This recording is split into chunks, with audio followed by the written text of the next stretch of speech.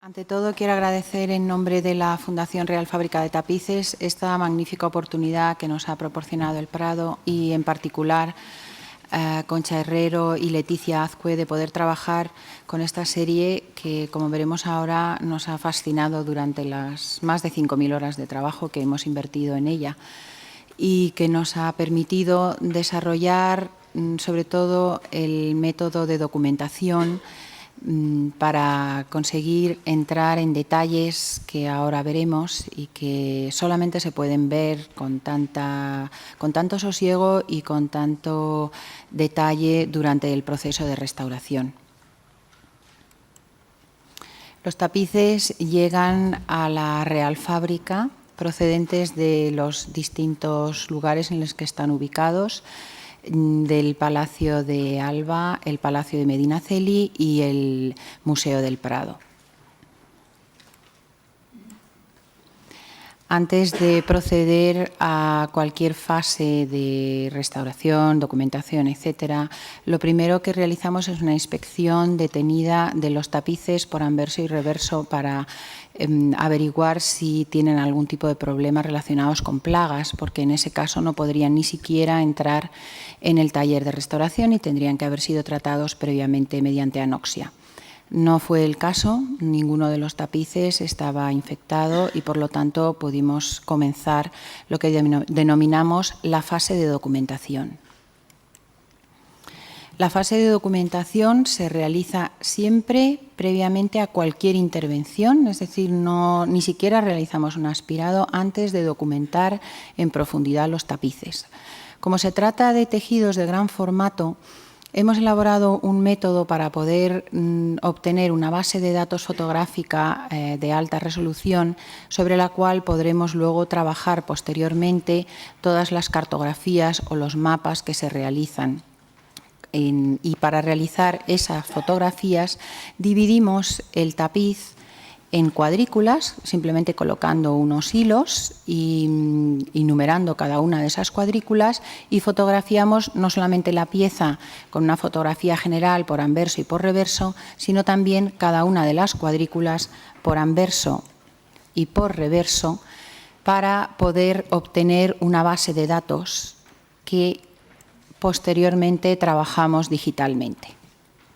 Las fotos, hemos descubierto al trabajar digitalmente las fotos, que si en vez de dibujar las tramas, vamos a ver, las tramas son estos pequeños dibujos que ven aquí, en verde y en azul y aquí en naranja, en vez de dibujar las fotografías con las tramas utilizando la fotografía en color, que confunde bastante, puesto que el tapiz tiene en general tiene un diseño complicado y con gran cantidad de colorido, los pasamos a tonos grises y ya sobre ellos dibujamos mediante tramas bien los deterioros que observamos o las antiguas restauraciones. Estos son los dos tipos de cartografía que se realizan antes de cualquier intervención.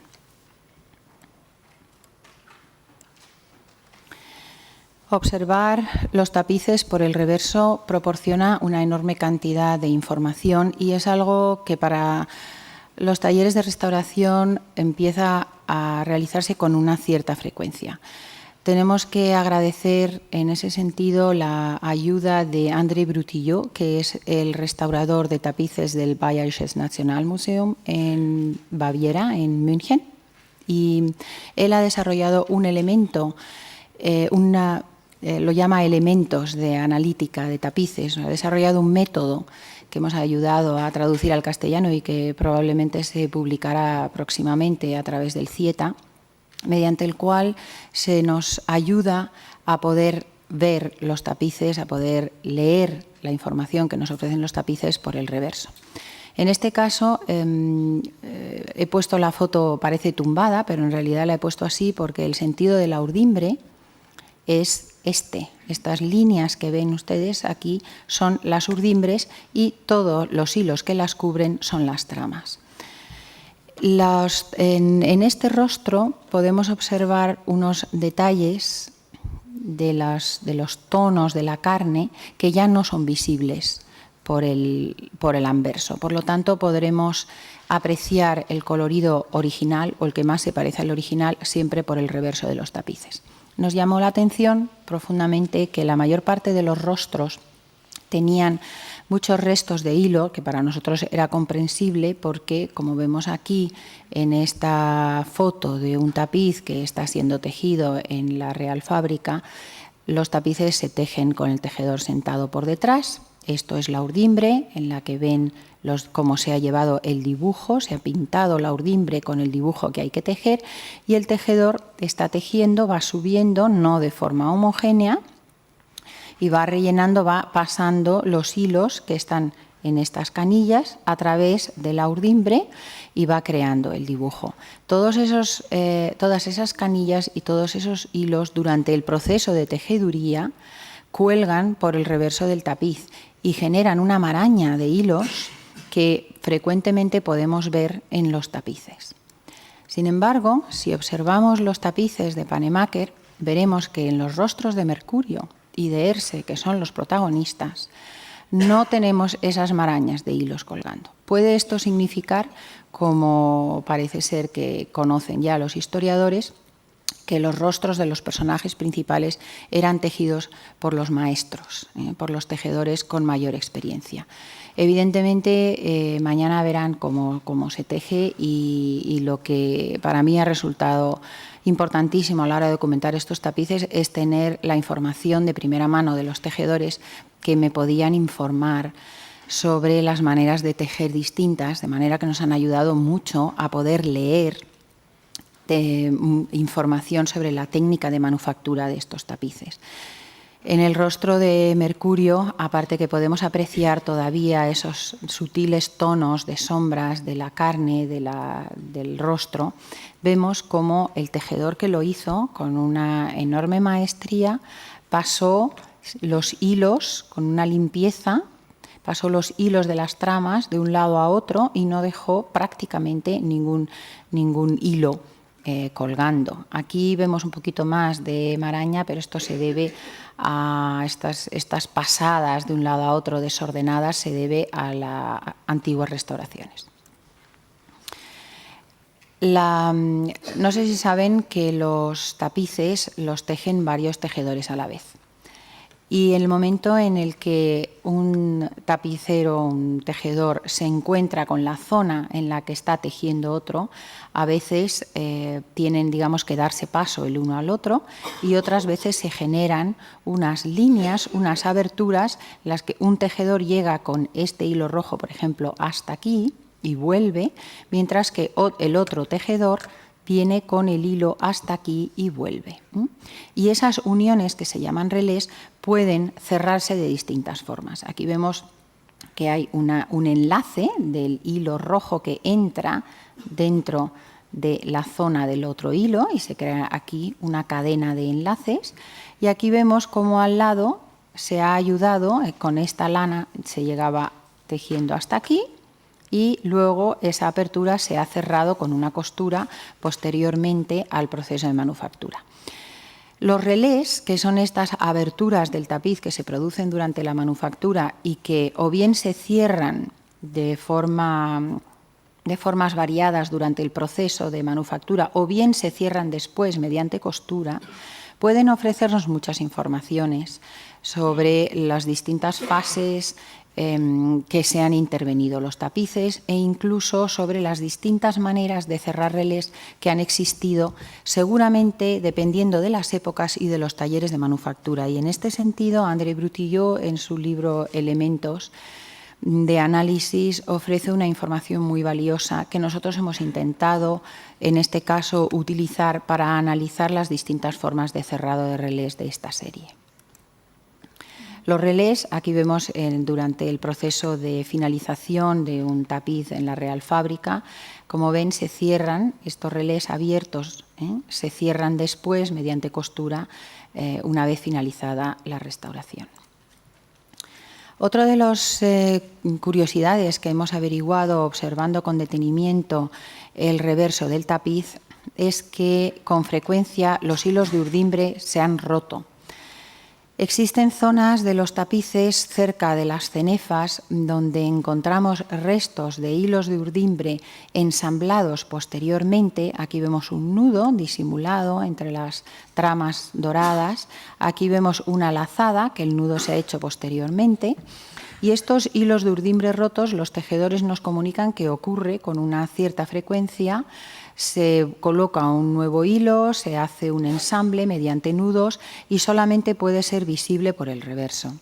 No suele entorpecer de ninguna manera la tensión, pero nos llamaba la atención que habían ocurrido con cierta frecuencia en las zonas de hilo de oro y pensamos que esto se produjo primero por la dureza. El hilo de oro es mucho más duro para manejar y puede ser cortante, puesto que tiene un elemento metálico, como hemos visto en la macrofotografía de la conferencia anterior.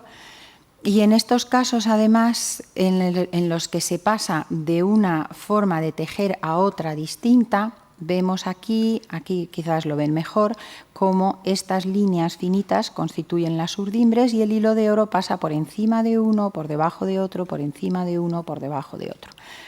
Cuando el tejedor llega a la zona en la que se quiere realzar más la textura y el brillo del hilo dorado, el tejedor pasa a tejer por encima de 6 hilos de urdimbre, por debajo de 2 o 3, otra vez por encima de 6. Y ven cómo cambia la textura, se hace mucho más ajedrezada. Y ese cambio produce enormes tensiones en la urdimbre y es probable que por eso se hayan roto. Localizando la cantidad de roturas de hilo de urdimbre en el tapiz, hemos podido intuir que quizás esas zonas donde están la mayor cantidad de roturas presentes fueron la zona por la que se empezó a tejer el tapiz.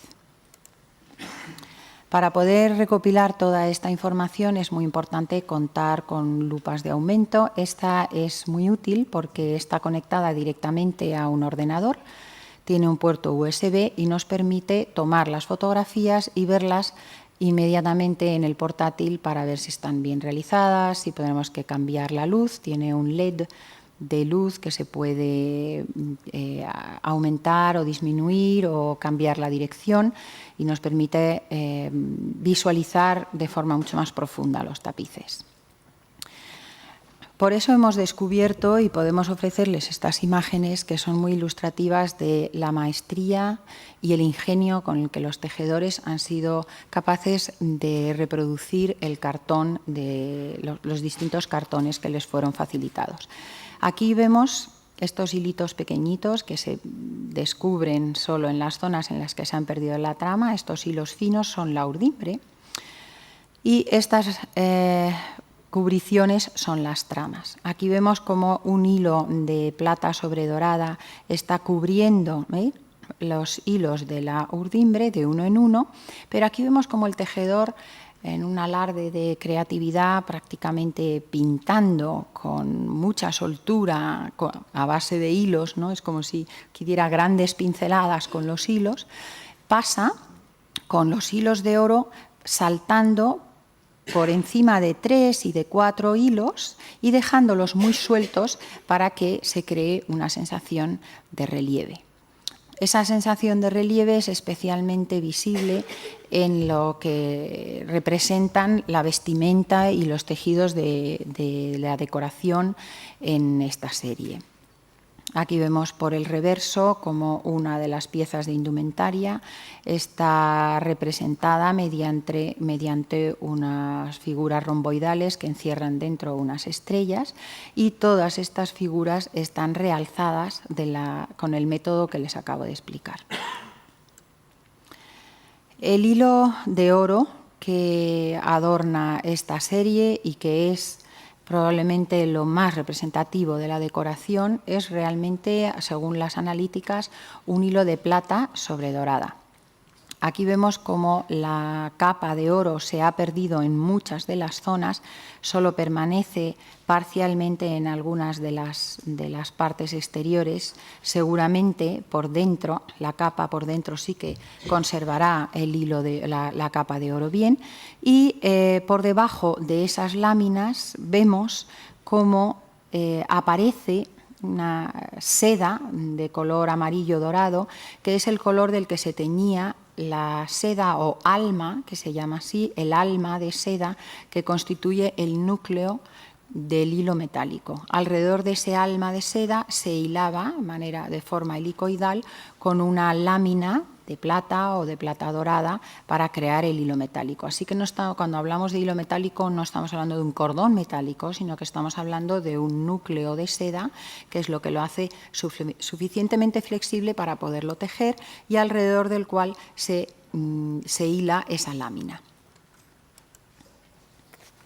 Los efectos decorativos que producen los tejedores para la luz y la sombra son impresionantes en esta serie. Aquí vemos la zona de máxima luz comparada con la zona de máxima sombra, cómo el tejedor ha pasado de utilizar los hilos de plata dorada e hilos de seda de tonos muy claros. Poco a poco va introduciendo hilos de seda verdosos y poco a poco va cambiando el hilo de plata por hilo de seda dorado y de seda marrón, para finalmente utilizar casi exclusivamente seda marrón e hilo de seda verde oscuro. Y de esta manera se genera esa maravillosa sensación de volumen que tienen los tapices. En una de las piezas de indumentaria vemos el mismo efecto. Empieza con un hilo de oro y con este realce, con este relieve producido también por hilo de oro, me refiero que es plata dorada. Poco a poco el tejedor va introduciendo hilos de seda rojizos, que son más oscuros que estos de aquí, y de rojizos van pasando a un tono mate, un siena mate, y fíjense cómo aquí va dejando de utilizar plata dorada para utilizar solamente hilo de plata e introduciendo poco a poco hilo azul marino y producir así este efecto curvo de luz a sombra. Otras veces el tejedor utiliza simplemente hilo de plata y lo teje en gran cantidad en las zonas que tiene que dar sombra, dejando cada vez más lentamente, va abandonando, digamos, las pasadas de trama con hilo de plata y va introduciendo pasadas de trama con hilos de seda para crear así un paso gradual de la sombra a la luz. Este es un efecto que se ha utilizado sobre todo en la cena, en el tapiz de la cena, una gran jofaina con agua en la que se mantienen frías las botellas, ¿no? Allí verán luego en los tapices que hay un efecto del agua, ¿no? Que es como un espejo, y está producido con esta metodología de tejeduría. Otros aspectos del diseño que nos han llamado poderosamente la atención, de los que no somos expertos, pero que sí nos gustaría aportar nuestro granito de arena para ayudarles a ver, a leer los tapices, son, por ejemplo, el tema de las perspectivas. Es curioso que aquí en el baile, en el Palacio de Cécrope, los ojos de los personajes principales coinciden con la línea del horizonte, lo cual nos produce la sensación de, como son tamaño real, los personajes un poco más grande que real, nos produce la sensación de estar metidos dentro del baile, de estar dentro de la sala a la misma altura que los personajes principales. Aún así, el cartonista ha querido crear una sensación de elevación, poniendo por detrás otros tres personajes, creando una segunda línea de horizonte, digamos, paralela a esta, lo cual le da cierta profundidad al tapiz, así como la alineación de los distintos personajes y elementos de la arquitectura que nos llevan hacia un punto de fuga que se encuentra en la puerta. Varios de los tapices tienen los puntos de fuga localizados en las puertas. No sabemos por qué, pero seguramente sería interesante estudiarlo. Los suelos de las estancias, que son maravillosos y que representan mármoles con las aguas, en algunos casos muy curioso porque algunas de las cuadrículas No sabemos si es un guiño al tipo de tejidos o de fondo decorativo que se utilizaba en siglos anteriores de los tapices de Millefleurs, pero nos encontramos con que algunas de las cuadrículas no están representadas como de mármol, sino como si fueran recortes de un tapiz de Millefleurs colocados en el suelo.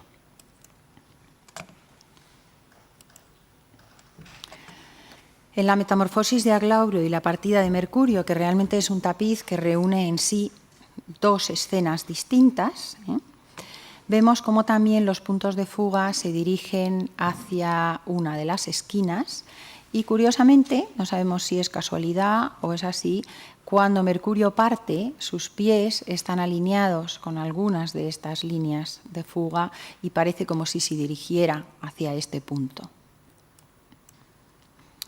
En el caso del paseo de Mercurio y Erse, el movimiento y la profundidad de este tapiz está ayudado por distintas líneas que coinciden con las cabezas de los personajes y que tienen un movimiento ondulante, siendo el punto, digamos, el eje principal las figuras de Mercurio y Erse, y vemos cómo las cabezas de los otros personajes lo que hacen es primero descender, aunque en el suelo no se aprecia con tanta claridad, primero los personajes descienden y luego vuelven a subir, y aquí ocurre lo mismo en esta hilera de damas que acompañan a Erse. Vemos cómo las primeras están en un punto más alto, luego bajan y luego comienzan a subir otra vez. Una de las características que más nos fascinó de estos tapices es la profundidad que tienen las escenas, ¿no? Normalmente los tapices no muestran en la escena central tal cantidad de planos. Y hemos realizado aquí un pequeño juego, gracias a la tecnología digital, para que vean, no es exacto, o sea, cada una de las imágenes que voy a enseñarles no se corresponde exactamente con un plano, porque son más complejas aún, pero hemos agrupado los planos principales para que vean la profundidad de los tapices, de las escenas.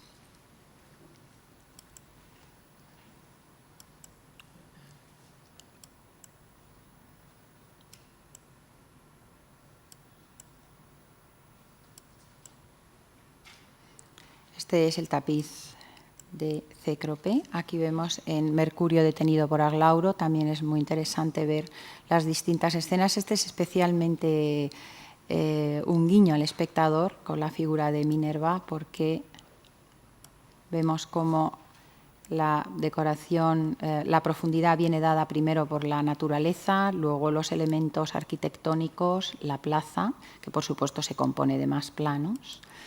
Y ya nos encontramos en el palacio, la balaustrada, Mercurio subiendo por las escaleras. Esta escena, ¿no?, que ya les habrán comentado en las conferencias anteriores. Luego viene la cenefa, que es realmente la ventana por la cual el espectador se asoma al tapiz. Y sin embargo aquí hay un personaje que está fuera de la cenefa, que si lo aislamos de él, nos damos cuenta, percibimos mucho más claramente cómo está flotando fuera del tapiz, acercándose hacia Mercurio.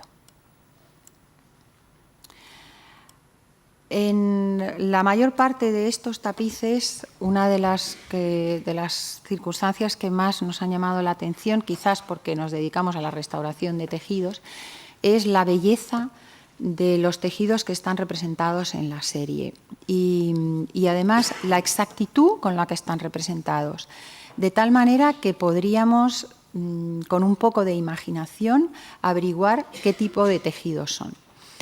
En el caso, por ejemplo, del baldaquino, que está representado en el tapiz de la cena, se ve clarísimamente que el tejedor o los tejedores y el cartonista estaban intentando representar un terciopelo posteriormente bordado con hilo metálico. El mantel, sin embargo, de la cena, para mí es claramente un damasco de lino, que precisamente en el siglo XVI se ponen de moda en Flandes y generan una enorme industria textil de gran éxito económico.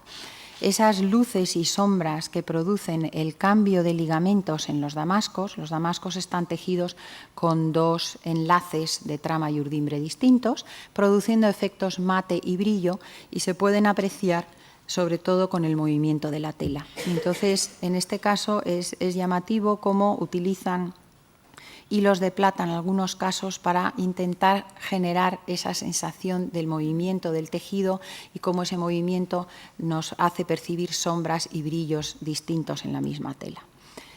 Aquí vemos la sombra arrojada del baldaquino sobre el tejido de la pared y nos llama la atención que los tejidos, probablemente en algunos casos, intentan representar los famosos terciopelos tejidos con hilo de oro, que eran característicos de la cubrición, se utilizaban para cubrir los muros en el siglo XVI. A diferencia de los tejidos mucho más finos y de motivos decorativos más pequeños que ilustran la indumentaria en esta serie. En el siglo XVI es cuando la tejeduría de las telas se separa, digamos, en dos grandes bloques en cuanto a diseño se refiere, y empiezan a diseñarse los tejidos para la decoración con motivos distintos, normalmente de tamaño mayor, que los tejidos para la indumentaria, que empiezan a realizarse con motivos más pequeños porque tienen que adaptarse a la ropa del Renacimiento, cuyo patronaje ciñe mucho más el cuerpo. Entonces ya no se usan esos vestimentas de enormes drapeados característicos del siglo anterior, sino que se trata de trajes que ciñen el cuerpo mediante corsés y que, por lo tanto, los motivos decorativos de los vestidos tienen que ser más pequeños. Y esto se aprecia clarísimamente en los tejidos de esta serie. Aquí vemos un manto que probablemente es de lino y que por ello muestra también las sombras, y que es posible que intente representar que está bordado con hilo de oro, como este precioso pañuelo que decora uno de los personajes masculinos y la cota de malla, o bien este otro chal que puede representar una falla francesa. Por no hablar, por supuesto, de los calzados que intentan representar lo que sería la moda de las sandalias clásicas grecorromanas y que, sin embargo, son un auténtico regalo para alguien que le interese el diseño de los zapatos. Realmente son muy coquetos todos, muy bonitos y prácticamente la mayor parte de ellos intentan representar sandalias de tejido con suela que probablemente sería de corcho. Pensamos que eso es así porque lo poco que nos queda de calzado del siglo XVI se corresponde con el calzado litúrgico, que era un calzado de lujo porque no se usaba para pisar en la calle y que se componían de piezas, de botines de seda y de terciopelo con suela de corcho. Y en este sentido nos recuerda mucho los calzados que vemos en la serie a ese tipo de zapatos. La cámara nupcial de Herse es otro regalo para estudiar los tejidos en la decoración, sobre todo, que según tienen un claro estilo italiano, los tejidos de los muros. Aquí vemos el muro que como la luz arrojada muestra ese mismo muro aquí en tonos dorados, mientras que en la zona que hay sombra está representada en azul marinos, pero el dibujo es exactamente el mismo. El lecho, que probablemente es un terciopelo realzado con hilo de oro. El baldaquino del lecho, la cama, que está decorada con unas sábanas de damasco de lino, y una colcha, probablemente un lampás de seda y oro, y un precioso tejido también de seda rayado. Otro mantel de lino decora la estancia y, por último, el manto de los personajes, los mantos de los personajes, que lo que nos ha llamado la atención es que el manto de Mercurio es el mismo en todos los paños, mientras que los otros personajes cambian de indumentaria prácticamente en todos los tapices. Sin embargo, Mercurio lleva siempre el mismo manto. Es un manto, seguramente pretende ser un manto de raso de seda, tejido con hilo de oro y de clara inspiración italiana, desde luego. Voy a pasar a la restauración.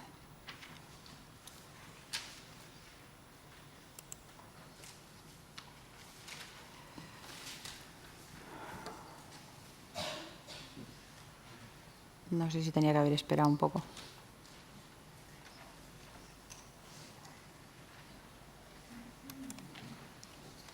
No, ya.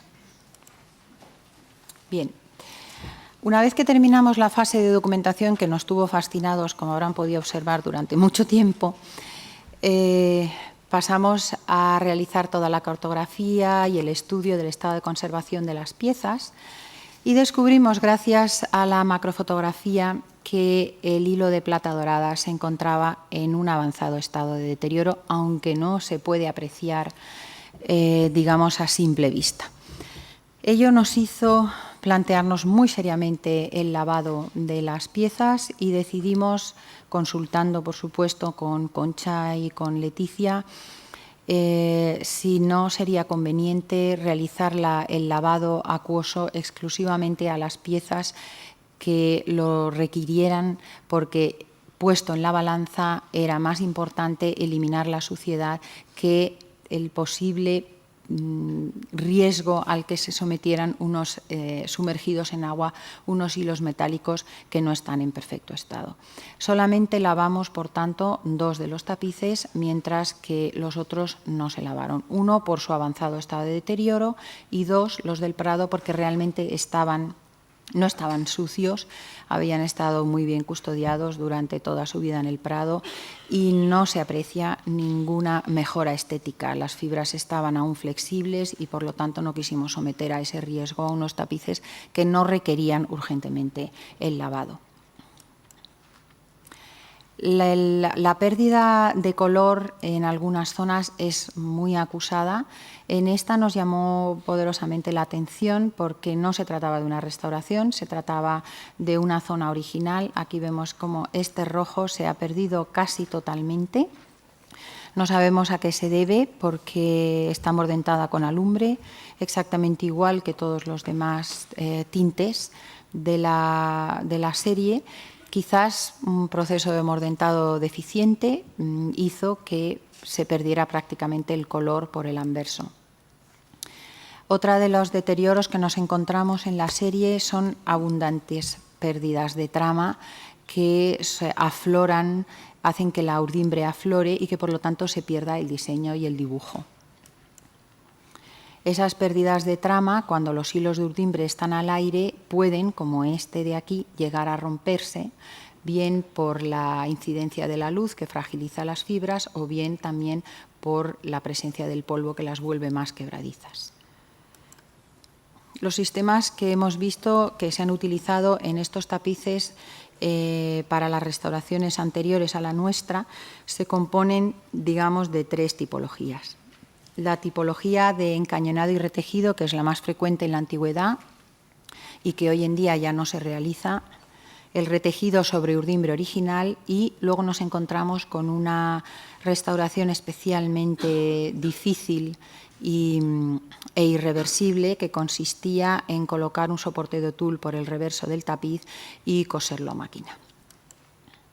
El encañonado y retejido, que es un procedimiento que ya no se utiliza para la restauración, consiste, vemos aquí cómo estos flequitos que ven ustedes aquí son los restos de la urdimbre original que se ha cortado en esta zona para introducir nuevos hilos de urdimbre y retejerlo con nuevas tramas. En este caso se utilizó un hilo de plata y en otras zonas del tapiz, de los tapices, hemos visto hilo de cobre. En ninguna zona retejida en ninguna zona de hilo de plata sobre dorada hemos encontrado retejidos también con hilo de plata sobre dorada, probablemente porque es muy costoso. Aquí vemos un área muy grande, una esquina completa del tapiz que ha sido reproducido posteriormente. Se ha cortado toda esta zona, perdón, voy siguiéndolo así, todo esto es urdimbre original, aquí, aquí y por aquí. Todo esto sería parte original y todo esto es una zona que se ha puesto una nueva urdimbre y nuevas tramas. Aquí vemos cómo se corta esa urdimbre para introducir las nuevas. Este proceso de cortado, que ahora mismo puede escandalizarnos, porque a nadie se le ocurriría cortar un trozo de tejido original para sustituirlo por uno nuevo, se ha realizado hasta hace no muchos años en Europa, y los restauradores lo denominan sanear. ¿Por qué sanean? Ellos sanean porque cuando hay una zona frágil, con el sistema antiguo de retejido, sin colocar soporte debajo, simplemente retejían los hilos que habían perdido trama, se les rompía porque estaban ya frágiles, y entonces lo que hacían era vamos a recortar hasta una zona que está sana, que está fuerte, y allí introducimos a través de los cañones, a través de las zonas de las antiguas urdimbres, introducimos nuevas urdimbres, nos enganchamos a zona sana y creamos un nuevo sistema de urdimbres que vamos a retejer. Esas zonas encañonadas y retejidas, el problema es que como no se pueden peinar, como verán ustedes mañana en la Real Fábrica, que el tejedor teje y luego peina con un peine de hierro y aprieta el tejido, en el caso del retejido no puede meter ahí un peine de hierro y entonces con la punta de la aguja simplemente va peinando, y lo que ocurre es que ese nuevo tejido con nueva urdimbre y nueva trama es mucho más blando que el tejido original y tiende a deformarse. Aparte que como los hilos están teñidos con tintes artificiales, no envejecen de la misma forma que los tintes naturales y con frecuencia viran el color. Aquí vemos, por ejemplo, un retejido sobre urdimbre original en un área con colorantes originales deteriorados. Bien, si lo vemos por detrás, vemos que los colorantes originales son así, y todo este desorden de hilos que ven alrededor está producido por los retejidos de las restauraciones. ¿Qué ocurre cuando una restauración vira en una zona especialmente importante del diseño que nos distorsiona la lectura? Este caso lo vimos en un virado de color que impedía la lectura correcta del diseño en el tapiz del Prado, y que fueron precisamente el personal del Prado el que nos indicó qué pasa aquí, ¿no? Qué cosa más rara aquí en esta zona que no se puede leer bien. Efectivamente, aquí había como unas manchas de luz demasiado exageradas para ser una luz, digamos, una zona de luz reproducida normalmente. La barba de Cécrope también era escandalosamente blanca, y estos puntos blancos en esta barba y en este cabello marrón también nos llamaban la atención, pero sobre todo había algo aquí que nos confundía y no sabíamos muy bien esto a qué se refería, si era una pieza rígida o si se correspondía con la caída del de las cortinas, etc. Entonces lo que hicimos fue trabajarlo digitalmente, mirando los colores por el reverso y los restos de hilos originales que quedaban por el reverso, y vimos que efectivamente aquí hay un juego de drapeados de columnas, se crean como esta cortina cuelga hacia adentro y luego cae por aquí formando una columna textil, y esta otra cortina se recoge, sale por aquí formando una segunda columna textil. Y en el espacio comprendido entre ambas columnas textiles es donde se encontraría el trono de Cécrope. Y Cécrope tiene un aspecto un poco menos anciano, con el color gris original que tenía en su barba.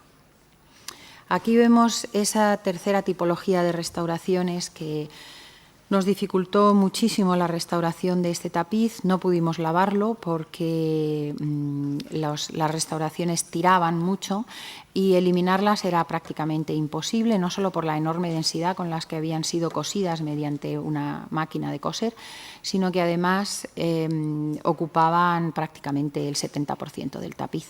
De manera que lo único que hicimos fue una limpieza mecánica y consolidar con mucha delicadeza aquellas zonas que se habían vuelto a romper o que no habían soportado las tensiones producidas por la restauración. No sé si aquí ven la densidad y también la forma un poco desordenada y caótica de la costura a máquina, que no sigue el sentido de la trama perpendicular a la urdimbre, sino que va saltando hacia arriba y hacia abajo.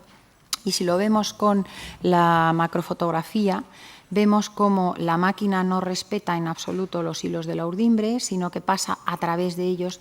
Eso es algo que no hacemos jamás los restauradores de tapices, que pinchamos siempre, para cubrir un hilo de urdimbre, pinchamos siempre a izquierda o a derecha del hilo, pero nunca lo atravesamos, para no dañar lo que constituye la estructura del tapiz. La limpieza se comenzó eliminando los forros, ninguno de ellos era forro original. Quedaban por debajo, de hecho, bastantes restos de hilos procedentes de costuras de unión de forros anteriores que se habían quitado ya, por lo tanto no sentimos el tener que eliminar esos forros, que además eran muy pesados en la mayor parte de sus casos. Y luego aspiramos mediante tamponado con la boca de un aspirador todos los tapices por anverso y por reverso.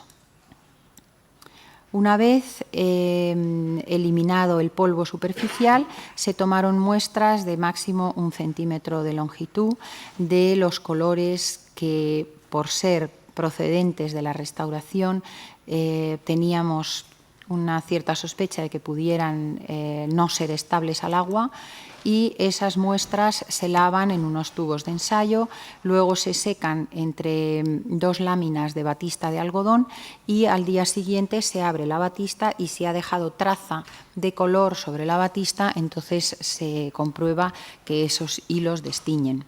No tuvimos ese problema en los 2 tapices que lavamos, que se corresponden con las 2 piezas que proceden de Medinaceli. Y lo que sí hicimos fue, previamente al lavado, sujetar algunos de los relés que pudieran rasgarse más durante el lavado, y luego pasamos a lavarlos en nuestra instalación de lavado por inmersión controlada. Quiero poner 2 ejemplos de antecedentes de nuestra cubeta que se basa en el lavado por inmersión, no es lavado por succión. Existen, digamos, 2 escuelas de lavado. Nosotros nos hemos decantado por el lavado por inmersión y la mayor parte de las instalaciones que utilizan el lavado por inmersión cuentan con, o deberían contar, con un puente de acceso que permite realizar la limpieza de los tejidos de gran formato sin tener que estar enrollando y desenrollando la pieza para poder acceder al centro. Este es un sistema aparentemente rudimentario, pero funciona muy bien, que es el que tienen en el Museo Victoria and Albert.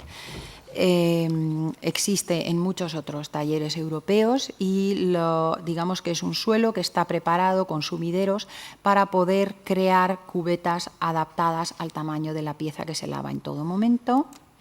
Y aquí tenemos el antecedente más cercano nuestro, que es la instalación de la mesa de lavados fabricada por Willards para Historic Royal Palaces, que es patrimonio real en Inglaterra y que tiene su sede en el Palacio de Hampton Court. Y esta cubeta se parece mucho a la nuestra. De hecho, David Howell, que fue el científico que asesoró para la creación de esta cubeta, vino a España para ayudarnos en el asesoramiento de la fabricación de nuestra cubeta y nos aconsejó diversas mejoras, fueron muy generosos en ese sentido, diversas mejoras que hemos incorporado a nuestra cubeta. Nuestra cubeta tiene 70 metros cuadrados de tamaño, puede subdividirse en 2 para evitar gastar demasiado agua cuando lavamos tapices más pequeños, y dispone también de un puente que se diferencia del puente de Hampton Court, primero en que es mucho más bajo, por lo tanto la ergonomía, si se fijan en la postura forzada de las restauradoras durante el lavado, este es un lavado hecho el año pasado de la famosa alfombra de Ardeville que venía de Los Ángeles County Museum.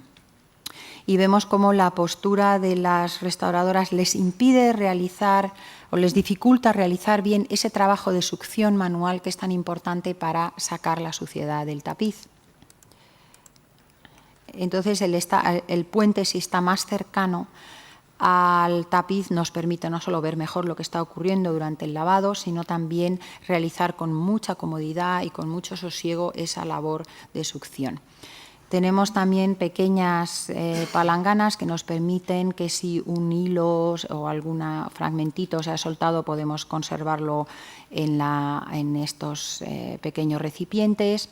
Podemos usarlos también para aclarar las esponjas con mayor frecuencia, de manera que no vuelvan a ensuciar el tapiz.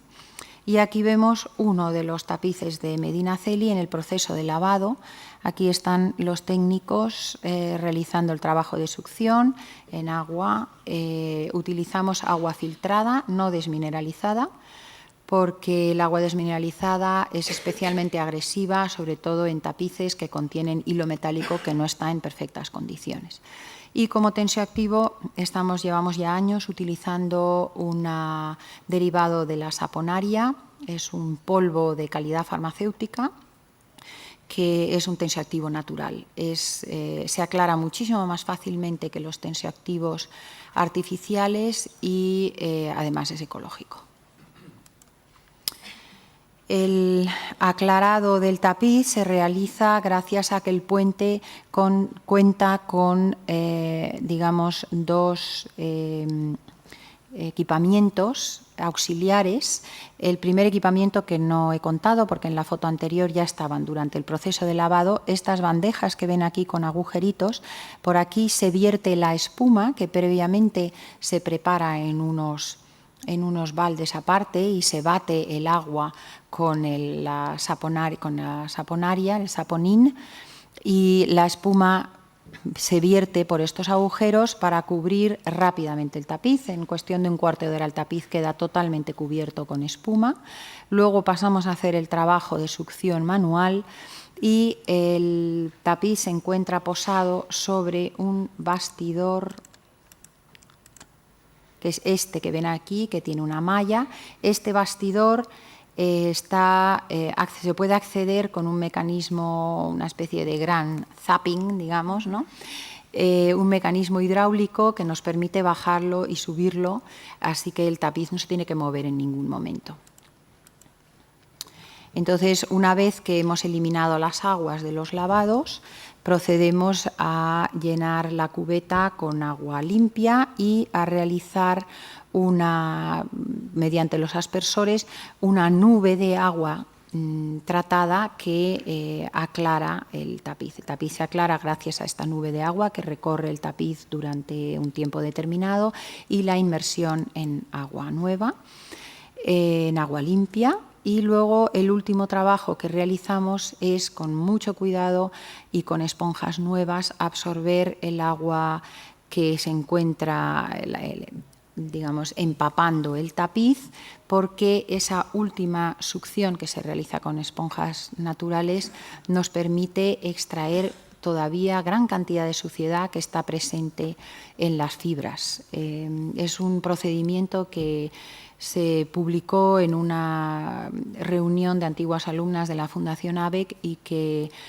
realmente es muy eficaz de realizar. Tiene la ventaja que al realizarse manualmente podemos incidir en las zonas que están sanas con mayor frecuencia y evitar incidir en las zonas que están frágiles. Aquí ya empieza a verse con qué fuerza brilla el hilo metálico después del lavado. Esa fuerza lógicamente se pierde porque la plata sobredorada, que ha perdido su capa protectora de oro, queda extraordinariamente limpia después del lavado, pero continuará su proceso de oscurecimiento en el momento en que entra en contacto con la atmósfera y, por lo tanto, es un proceso, digamos, de embellecimiento temporal, pero sí que facilita que las fibras estén más flexibles, más suaves y que se elimine gran cantidad de suciedad, que en el caso de estos tapices era enorme.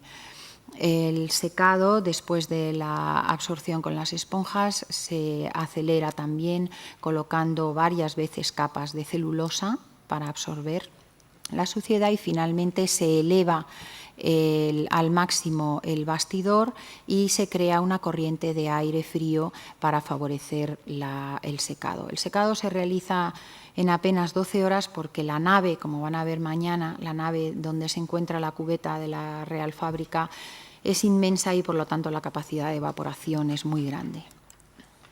La consolidación Para nosotros, consolidar un tapiz supone utilizar siempre soportes. Jamás consolidamos, jamás cosemos, digamos, el tapiz, ni restauramos el tapiz sin haber colocado un soporte por debajo.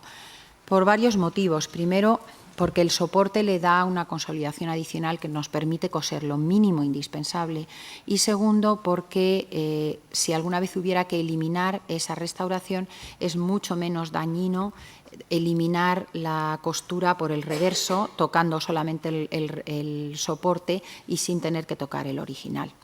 Los soportes que usamos son de lino, que compramos recién salidos de telar. Hemos hecho una pequeña investigación hasta que hemos encontrado unos linos bastante abiertos que se amoldan muy bien a la textura de trama y urdimbre del tapiz, pero que están recién salidos de telar y por lo tanto no se les ha puesto ningún tipo de apresto ni acabado que se utilizan hoy en día siempre en la industria textil, y de todos modos los lavamos previamente con detergente ecológico para evitar que quede ningún tipo de blanqueante característico de los detergentes normales en los soportes.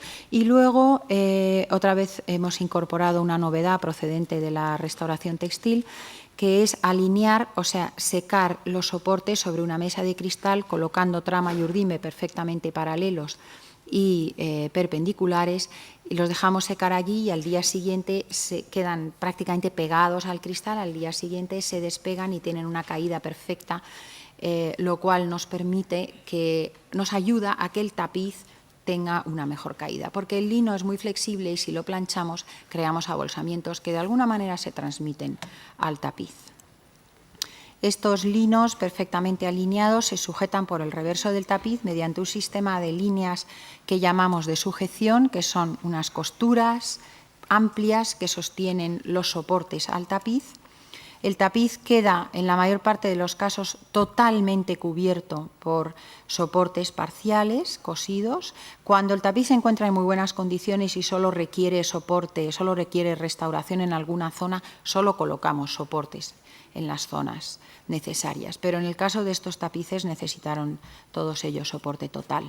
Entonces se colocan en los bastidores de restauración. Y comenzamos el método de consolidación y reintegración. Siempre fijamos, como hemos dicho, cualquier tipo de costura que hagamos, une tapiz a soporte. Evitamos siempre atravesar las urdimbres para garantizar que es reversible el trabajo, que no vamos a dañar las urdimbres con la costura. Y esa sujeción de urdimbres se realiza mediante puntadas que van cubriendo las urdimbres, ahora las vamos a ver de una en una, que imitan las tramas en color, pero que cosemos a menor densidad que las tramas normales, de manera que de lejos no se puede distinguir la diferencia, pero de cerca se identifica claramente dónde hay una restauración.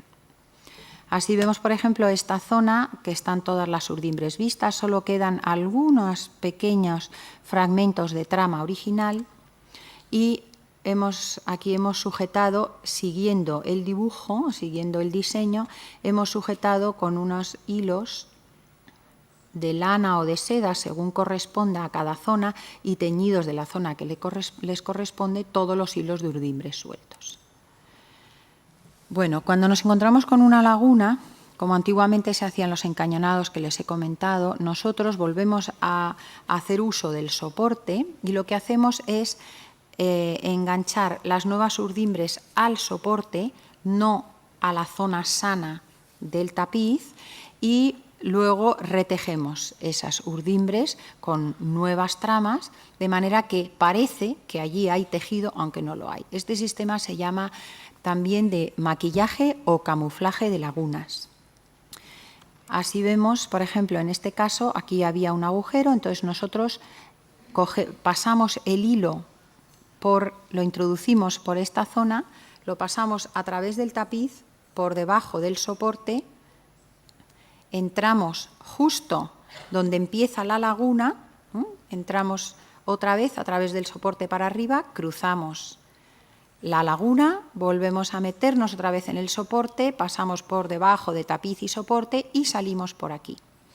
Mantenemos los hilos así durante el proceso de retejido, para que se mantengan tensos, que no se muevan. Pero una vez que hemos cubierto toda esa falsa urdimbre con nuevas tramas, cortamos al ras y esos hilos quedan colgando por detrás.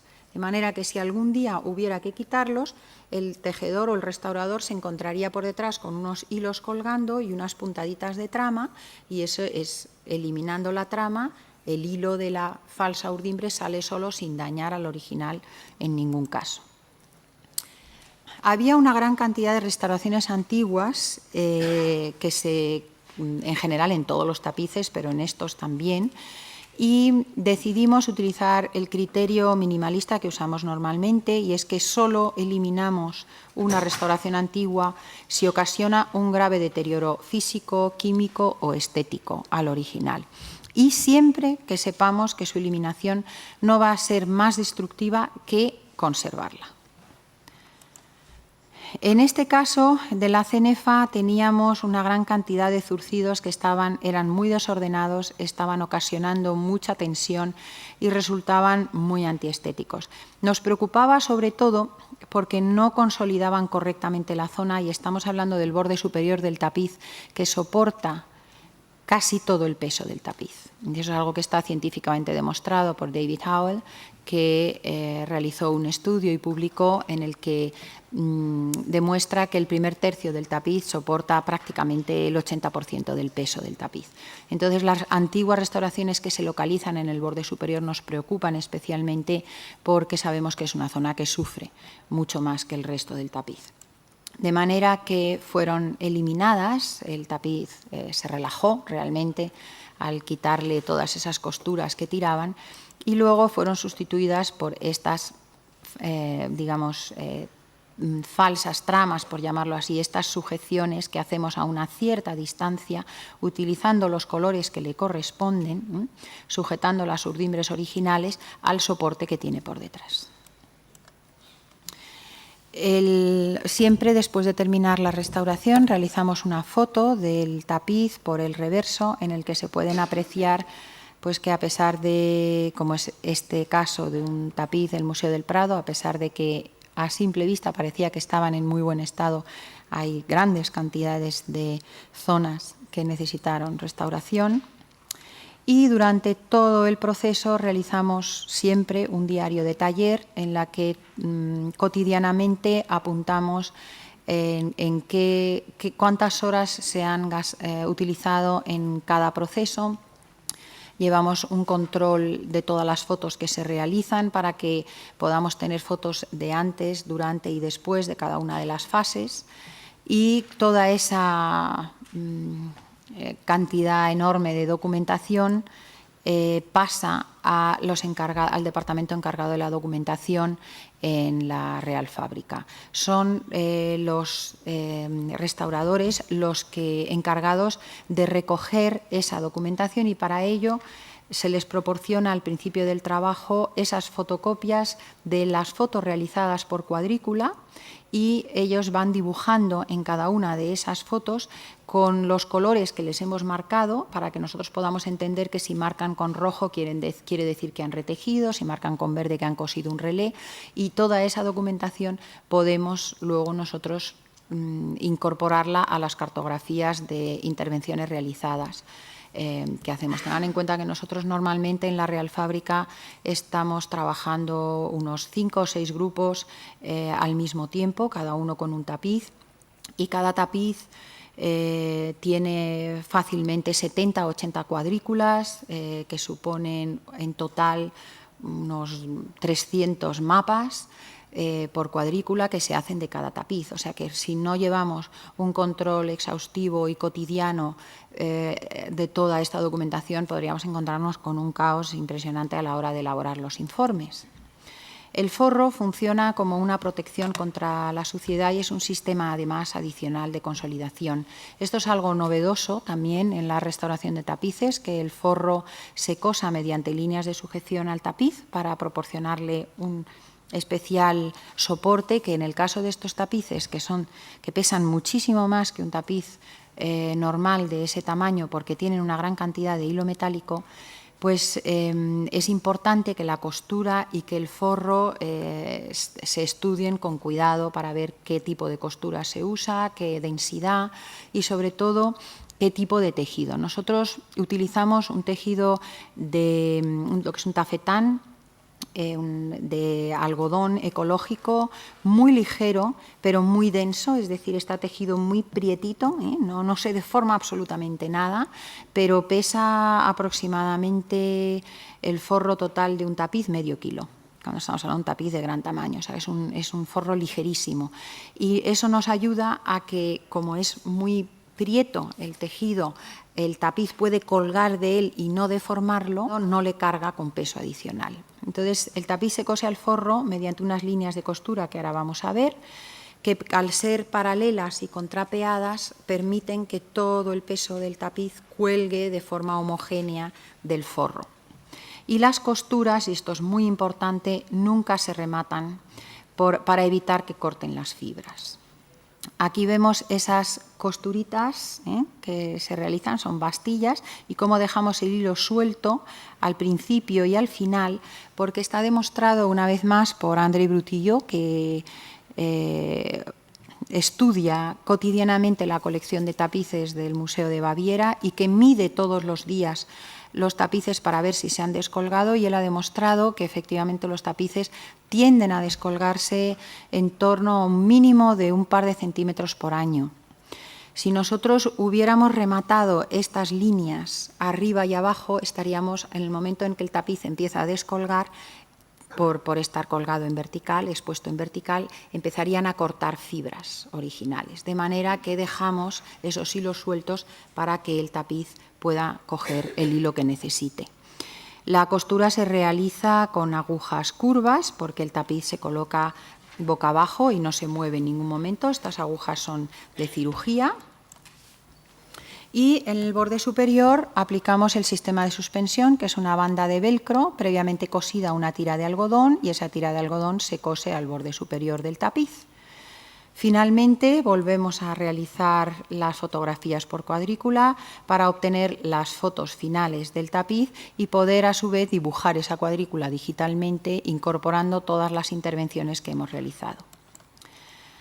Y vamos a ver muy rápidamente unas imágenes del montaje de los tapices. En este caso, le agradezco al Prado que me facilitara las fotos. Corresponden con el montaje de los dos últimos montajes, que son los tapices que vinieron del Metropolitan.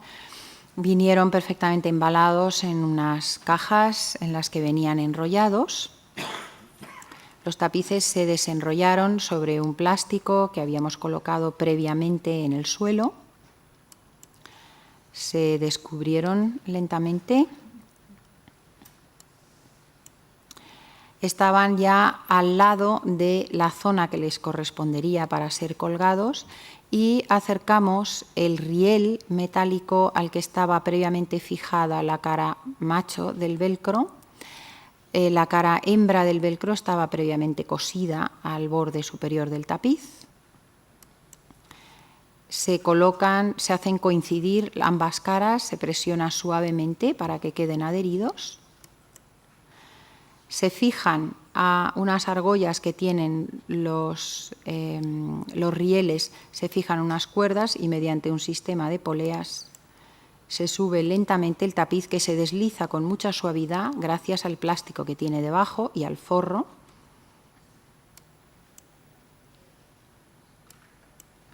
Hasta que queda a la altura de los ganchos que están previamente colocados en la pared. Entonces se mantienen las poleas en tensión mientras se colocan rápidamente, se acercan unos andamios para que los montadores puedan fijar los rastreles a los ganchos de la pared.